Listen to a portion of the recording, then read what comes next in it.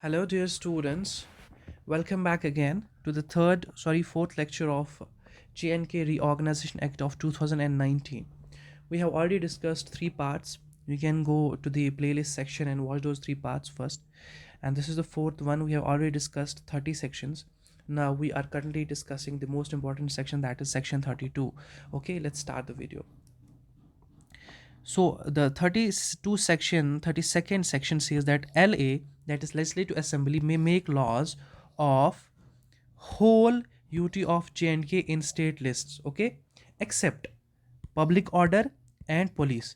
It means that Legislative Assembly can make laws, okay, for the state, or sorry, for the UT, okay, all the laws, but the state cannot make laws, or the legislative assembly cannot make the laws of public order or related to public order, or the laws related to the police, okay. And in general we are having three lists from which all the powers can make laws. For example, we have union list, and then we have state list, okay, and then we have concurrent list, okay.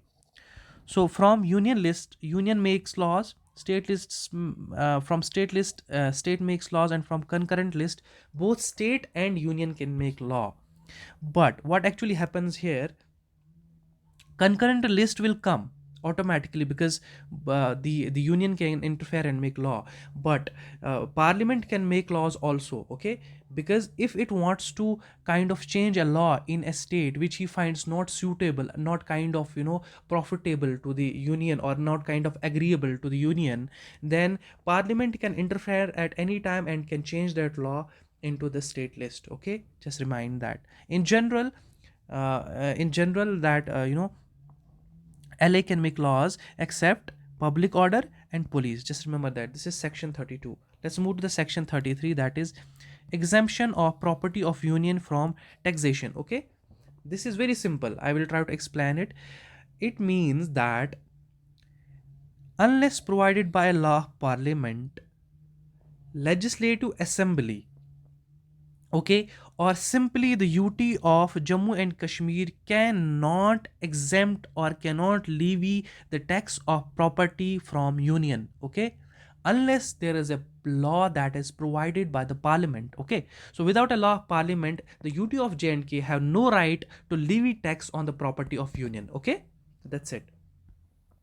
So that was section 34. Now section 35 says that inconsistency between laws by parliament and law by legislative assembly. What is inconsistent? It simply means that if somewhere there is a clash between a law made by a parliament and a law made by a legislative assembly, which one will be the powerful or which one will prevail? What does it say? The initial shall prevail means if there is a tussle, the law of parliament shall prevail over the law of legislative assembly.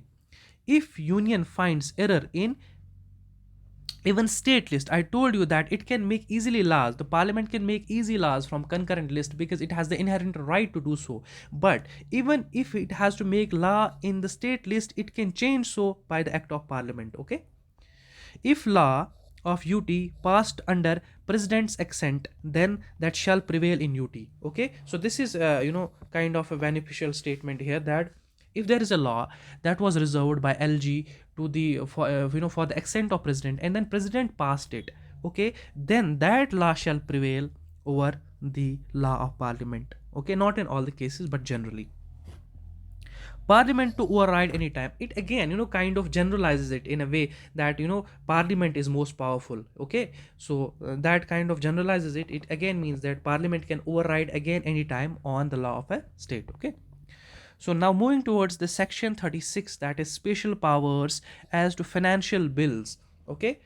So a bill can only be introduced in legislative assembly on prior recommendation of lieutenant governor, okay, if the matter is related to tax emission, submission, evasion, or if there is increase in the amount, so that all tax related that are held by state bodies or the union bodies, that has to be present by the prior recommendation of lieutenant governor, okay. That is subclause A. Subclause B says any financial obligation undertaken by government of UT of Jammu and Kashmir. Okay.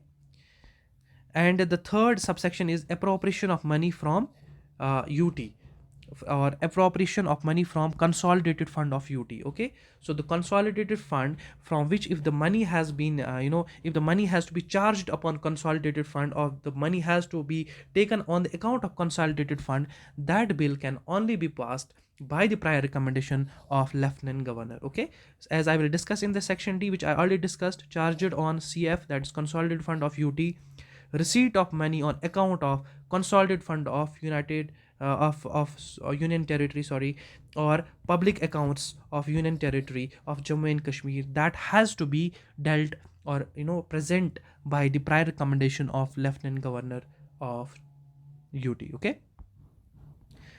Now, its subsection 1 says that not applied on. It means the prior recommendation is not applied on if the tax is levied by the local bodies, or if the problem is related to the tax levied by local bodies, or if it's related to fines and penalties, or if it's related to fees that, or that the fees for license service or licensing or servicing, the fee, any fee that is charged upon that shall not be needed the prime recommendation of governor. Okay. And then the third subclause says that bill involving, okay, expenditure from consolidated fund of UT shall not be passed by legislative assembly unless recommended by Lieutenant Governor. Okay, any bill that is related to consolidated fund shall not be passed by legislative assembly without the prior recommendation of Lieutenant Governor. So that is section 36, very important. Now moving to the section 37, that is lapsing of bills, how a bill is lapsed, okay, in a legislative assembly. Simply, if a legislative assembly is prorogued, the bill shall not be lapsed, but if a legislative assembly is dissolved, the bill shall lapse. Okay, there are only two factors. On prorogation, the bill shall not lapse. On dissolution, the bill shall definitely lapse. The difference between prorogation and dissolution is again a bit complicated. I will have to go into the detail. Okay, I hope you know already these terms. Okay, so let's move further towards the section 38. So section 38 is dealing with accent to the bills. Okay, accent to the bills, how it's given. So Lieutenant Governor has these powers when it comes to giving accent to the bills. Either he accepts or gives approval to the bill, assents, or he withholds his accent, okay, or he withholds his accent, or he reserves it for the recommendation of president. Okay, so these are the general powers. The LG can also return the bill for the reconsideration. Okay, but if the bill is again passed, okay, or one more important thing I will tell you here, that he can only return the bill if it is not a money bill. Okay, if it's not a money bill is a bill that is discussed in article 110 of Constitution of India. You can go and refer to that. Okay, you can deal it there. So if it's not a money bill, it has to be returned for the reconsideration by Lieutenant Governor. This time he assents, or he has two powers this time. If it's again passed, he gives assent to the bill, or he reserves it for the president. Okay, so these are the two options. But further, if Lieutenant Governor finds it, there are two further things I will tell you here. Just keep your mind focused here. I will tell you that Lieutenant Governor shall also not give his assent to the bill if it falls in these categories. What are the categories? If it endangers the position of High Court. Okay, if anyhow it if it's possible that the position of High Court is at risk, the LT shall not give his assent to the bill. If it falls in the clause first of article 31A. What is article 31A? That is laws that are required or provided for the acquisition of estates. It's estates, ESTATES, that's the land. Okay, or if president directly says that save it for me, okay, or reserve this bill for me, if that is that important. Okay, so at that time also the LT shall not give his assent to the bill. Okay.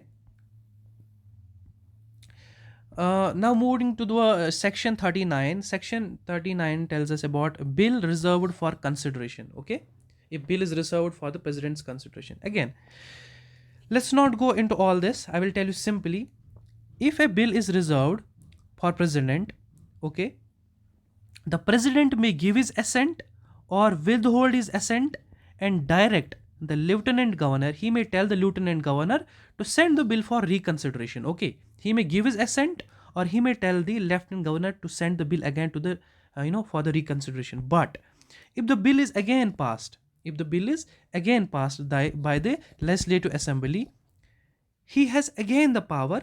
This If the bill is again passed, uh, the LA Leslie that sorry if the LT Lieutenant Governor has to present again this bill in front of the president. Okay, so that is very important. Just understand that the bill has to be presented again, in front of the president, and it was reserved by the president only. Okay, so I think this will get too lengthy. Before ending this lecture, I will discuss one more important section, that is the section 41, that tells us about the annual financial statement. Okay, which you must have read in the article 112 of Constitution of India, that annual financial statement. Okay, so what is annual financial statement? Annual financial statement is nothing but the yearly expenditures, the budget that has been provided for whole year, in respect to every financial expenditure. Okay, so one thing you need to important you need the one thing that's important you need to remember here is that the LG, that is lieutenant governor, has to present this thing, that is the annual financial statement. Okay, and it is LG who presents it to in front of the legislative assembly, and it's the duty, or we can say duty, of the lieutenant governor to present the annual financial statement in front of legislative assembly, and that is section 41, which is again very important. So this is the end of the video, and if you like my content, definitely you are going to rewatch these things, and if you kind of did not understand this, okay, you can go back and kind of fast forward and see it again. Definitely you will understand a lot of things. Okay, I hope I have not left anything unturned. If there is any error I have made, being human, it is possible. In dictation, there is the possibility of the error making. Just mention those errors in the comment box. I will try to improve next time. And until then, just keep studying and keep progressing in life. And thanks for watching the video. Thank you so much.